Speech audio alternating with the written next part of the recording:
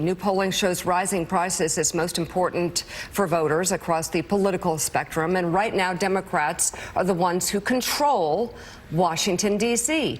Here to discuss this all, former mayor of New York City, Bill de Blasio, joins us. The host of MSNBC's Politics Nation, president of the National Action Network, Reverend Al Sharpton, creator, executive producer, and co-host of The Circus on Showtime, Mark McKinnon, is back with us. It's so good to see you. Literally, it's been years. It literally has been. Since pre-COVID. He's still got the hat, looking good. And Lauren Leader's with us. She's the co-founder and CEO of All In Together, a nonpartisan women's civic and political organization. Lauren, you have some polls. The top issues for the midterm elections for Democrats, what are they? What did you find? Prices, the economy, the economy, the economy. I mean, it trumps every other issue, and it trumps it not just for Democrats, for Republicans, for voters of color, really right across the board, and it's not even close.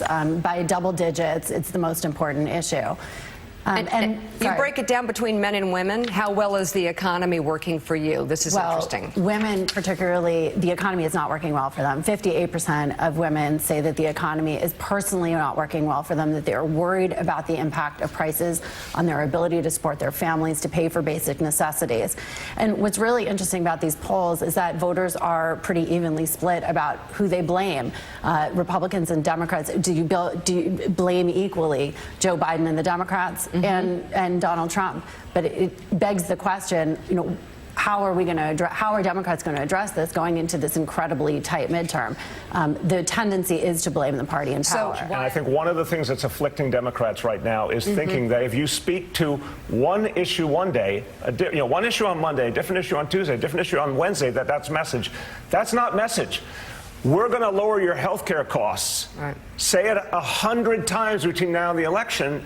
And that's the kind of thing that can actually register with people. And Lauren Leader, how does this conversation reflect in your polls? Look, I think, in some ways, I mean, with respect to the mayor, I think this is way beyond messaging. And I think health care maybe was the primary issue 6 months ago. It's not right now. It's prices on food and gas, period, full stop, for every voter across every group.